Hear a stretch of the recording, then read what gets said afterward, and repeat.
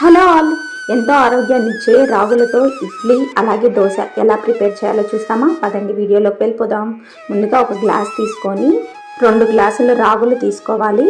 అలాగే 1 గ్లాసు ఉప్పుడు బియ్యం, అలాగే 1 గ్లాస్ పచ్చి బియ్యం, 1/4 గ్లాస్ మినపప్పు, అరకప్పు అటుకులు, 1 టేబుల్ స్పూను మెంతులు వేసుకొని బాగా కలుపుకొని మురికంతా పోయేదాకా బాగా క్లీన్ చేసుకోవాలి. బాగా క్లీన్ చేసుకున్న తర్వాత మంచినీళ్ళు పోసుకొని ఒక 6 గంటల సేపు నానబెట్టుకోవాలి. ఇప్పుడు ఈ నీళ్లు కూడా వడగట్టేసుకొని గ్రైండర్కి మెత్తగా వేసుకోవాలి. మీ దగ్గర గ్రైండర్ లేకపోతే మిక్సీలో ఉన్నా కానీ మెత్తగా పట్టించుకోండి. ఈ విధంగా మెత్తగా చేసేసుకున్న తర్వాత ఇది నేనైతే ఒక బాక్స్ ఫ్రిడ్జ్లో పెట్టుకుంటున్నాను.